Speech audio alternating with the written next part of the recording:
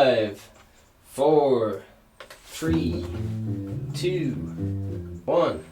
Hello and welcome to Create Now. Today we are talking about mixers under the title Digital Audio Workstation, which is for recording. Okay. Hello, we are back.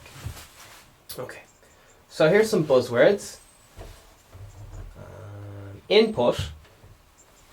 So that's the input. Output. That's the output. Mute buttons. They mute. That'll mute the channel. Channels. Mixers is divided up into channels. Maybe you'll have a 4-channel mixer. Maybe you'll have a 5-channel mixer. Well, it's probably either 4 or 8. So a mixer is where all your inputs, so you have all your different instruments going into your inputs, and then they are summed together.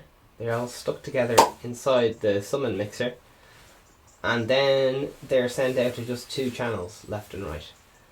So you get all your inputs, your big orchestra, your drum kits, your vocals and everything. They're all put into it. They all have their own little channel.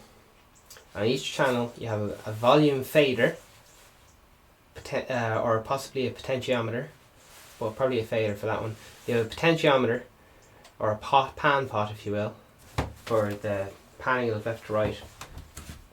So you have volume, left to right, which is panning. You got a mute button to just tell it to shut up. And you have a solo button, and the solo button will mute everything else on the mix apart from the one you play solo on. Okay, so solo. You can use that if you just want to check something, like you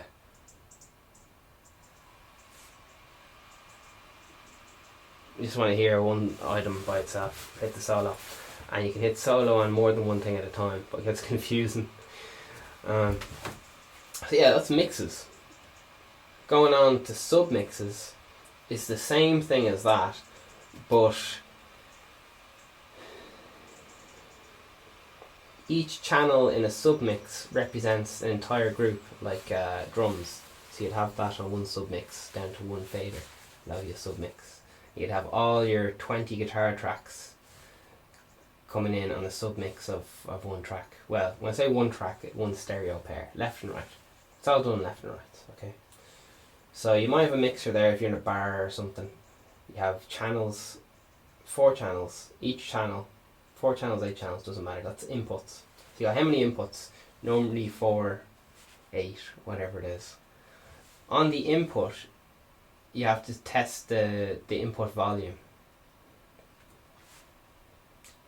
It's called gain staging. So if it's not loud enough, you turn up the gain. The input gain, the input volume, alright. Comes through, has little buttons on it. Do you want to mute it? Do you want to solo it? Grand. Do you want to pan it left and right? Grand. How loud do you want it after the input? So ideally you get everything up to everything the same level on the mixing desk. Everything at 0, more or less. And then from there you use the faders to turn down, or even the gain pot. Some people like using the gain pots so that they keep everything straight and flush. Yeah, a lot of engineers like mixing with the gain pots. It's fucking mad. Just because they like to have everything flush. This is kind of the old school. Anyway, alright. So you have to sum it down all to 2 tracks. Why? Because there's only 2 tracks in like vinyl. Well, 4 track, like generally just a stereo pair, 1 for each ear. Alright. Audio spectrum, all good for psychoacoustics and so on. So your mixer, you got a channel, you got the input, what you're sticking in the input. Generally it's just one thing, just one voice or one guitar. A submix is getting a bit complicated, so just generally, or a group mix or whatever. So generally those are your main buttons. Volume, pan. I'm just saying them over and over because it's just like it's gonna sink in eventually, and you're not even gonna have to think about this stuff. long-term memory. And the beautiful thing is, you look at a big mixing desk and you're like, oh, I don't know what is going on. If you look vertically, and if you look horizontally, you'll see that each track is just a repeat of itself. They're all like, it's like 12 people standing in line. They're all absolute clones of each other or whatever. They all have a volume knob, pan pot, all of them. And then at the end, you just have a fader for how loud you want everything to be. Alright. So this is a mixer. You use this constantly in music, just for getting the general levels of everything. And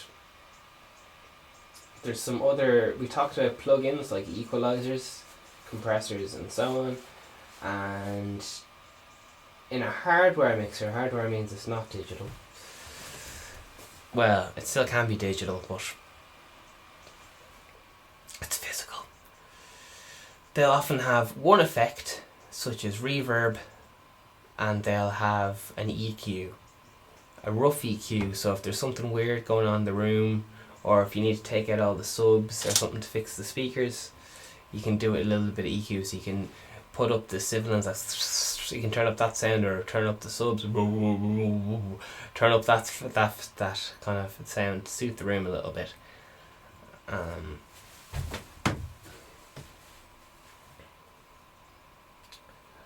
yeah, you have the input or input gain can either take line level, or it can take a microphone lead. It might be getting way too in technical here, but that gets into mic preamps and stuff. So inputs, you got to choose what you're putting into it. So is it a vocal or whatever it is? Where is it going to? So this is known as routing as well.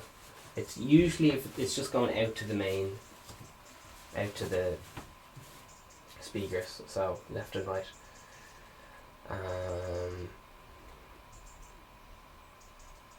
Now, here's something to consider. There are stereo tracks and mono tracks. So what does that mean? A mono track means there's only one track. So the same, if you play a mono track, the same sound will come out of both speakers identically. Now, if it's a stereo track, that leaves the possibility for the two sides to be different. Alright. So that's good for stuff like maybe a choir, where there's different voices all over the place or something. So ideally, the stereo track may be different on each side. It's not just mono deluxe, where it's the fucking same thing about the speakers. But anyway, so tracks will have the ability to be either mono, which means they can take one voice input, or they can take two. And generally, if they can take two, it's one goes to the left side, one goes to the right side. But they still have a panning pot. There you are. So there's often effects. So with effects, you can do send and returns. Effects are like plugins. So a send and return is same as the input and output, but you can press a button and it'll send it off magically to your effects. Now I talked about effects, so it's just, let's just say it's reverb. I talked about it might be delay, generally one of the two. So in your mixer you have reverb and an EQ, so you can press the effects button or else use a plugin, and it will send that track to the equalizer or the reverb if you want just to put it on. Say you just want reverb on the vocal, on the drums, but you want no reverb on the guitar or the bass, then you simply route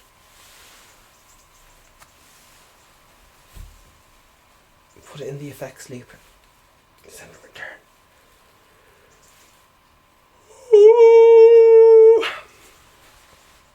Alright, so some other very, very important words which we talked about in the last lesson was record enable. So that's the rep button you have to have ticked beside each track on the mixer there. On the there's do you remember I talked about the input gain? Alright, so when you put your volume, your source into your mixer, it should ideally be like minus 6 dB. I know I keep changing my for digital or whatever.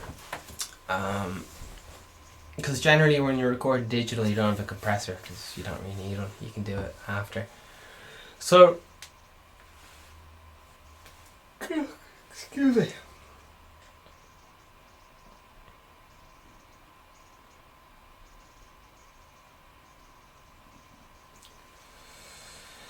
So if the input is too hot, for example, if you put a line level signal into a mic pre, there may be an indication light to show that the level is too high, in which case you just turn down the input. There's a little knob there to turn down the input of the input gain. Alright, so in each channel you have an input and an output, and you may have options to put it in to send a return to an effect, such as reverb or so.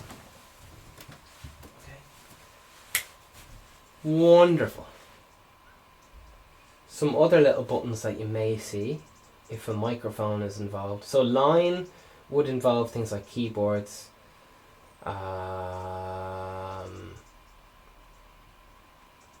guitars would be high impedance, so that's a bit confusing. You need the I box for that, so we better not get into that right now.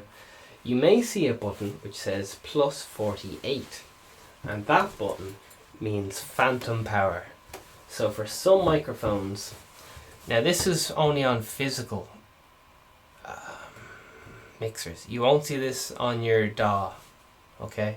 So I am slipping a little bit in between the mixers in general and physical mixers like the consoles you see in recording studios, but often you'll see like a little tiny one you'll see at like a church or a little community event, and it'll just have 3 or 4 tracks there. So there's often, if you have a hardware one, you'll often see a plus 44, 48 volts, and that means phantom power, because back in the day they had these dynamic microphones which were made in America and so on, and they were fine, but in order to have the full range of sensitivity and go up to like 20 hertz and 20 the full range of human hearing and so on, it needed additional power in the form of phantom power. Alright, so it's an electricity sent down through the cable, the XLR cable, into the microphone to give it the little bit of energy it needs. So, in that scenario, you'll press that button. That's only for condensers. So condenser microphones, so the kind of more expensive-ish ones, kind of. And generally, just don't touch the phantom power button. You'll be grand without it.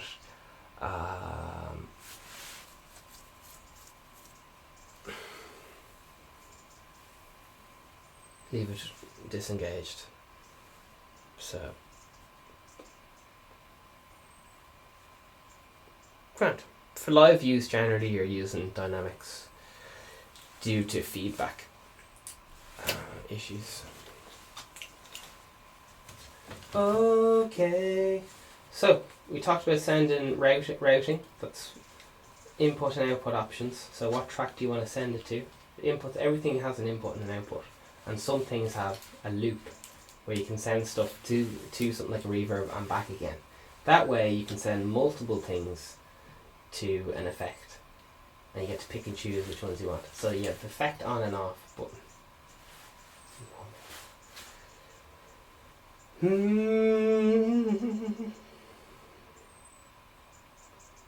Alright.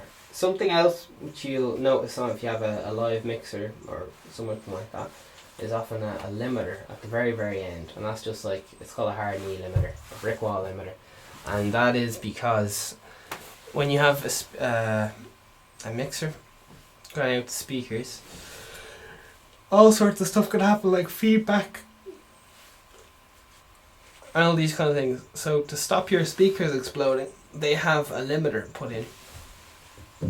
that way, if the sound if a sound is heading towards the speakers, that could blow them. So your read-around signal, it'll just kind of, it won't stop it, but it'll push it down below an acceptable level. And sometimes with cymbals, for example, cymbals are too fast for a lot of compressors to catch. So they often break tweeters, which is the very small speakers. It's wild. And synths are known for breaking the woofers, because you'll just hit a low note down like nearly inaudible, and the speaker will just be like flat. You won't even hear anything out of the speaker, you'll just see it flapping.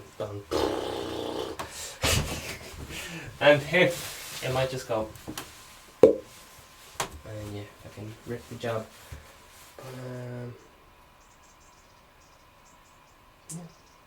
So faders, stereo tracks, that means left and right. Mono tracks, just mono. Inputs anyway.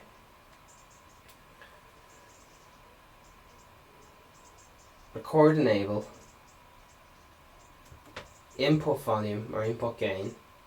So you can get clipping. Clipping is when you might notice you have your signal jumping up and down your meter, the light that jumps up and down. When it's louder, it's brighter. When it's quieter, it's not really that bright. It's called like a UV meter or whatever kind of metering system you have. Now, sometimes that might go from green or yellow to red, and that will cause it sound like or something like that, or a popping sound. And often a red indicator light will just flash, and that's in digital. That is not really recommended. In analog tape and stuff, you can do it a little bit, and it kind of adds a little bit of compression and so on. But ideally, just when you're starting out, I guess, don't play with distortion just yet. I'm sure you'll probably be doing a lot of it by accident without knowing it. Alright, so mixers.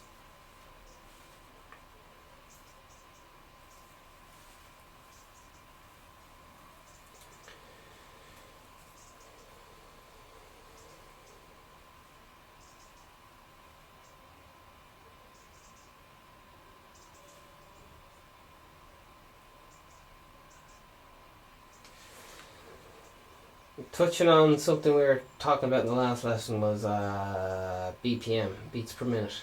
120 BPM, half that, 60 BPM. You won't really get songs in 60 BPM. You might get a song in 80 BPM, which would be quite slow, possibly 70-ish, but definitely not really.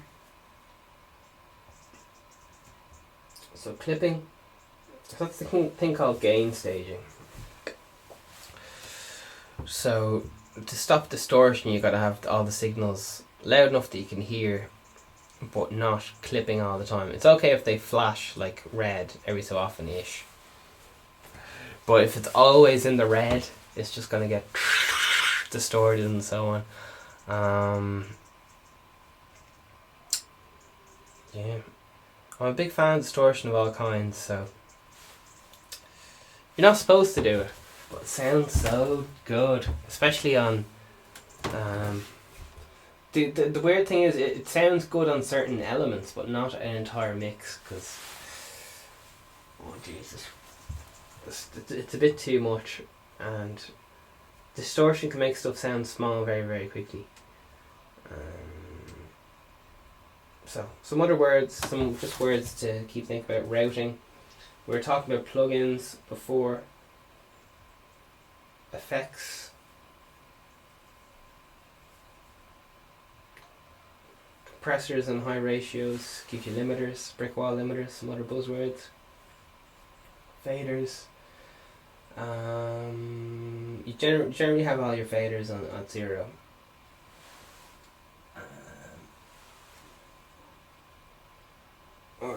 Yeah. And then it goes up to like +6, -6, +12, -12. That's in dB. Yes.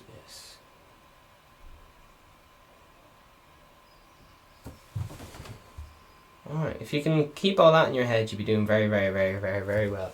Because I threw so much at you. I'll keep touching on it and go into more detail in the place required, I guess.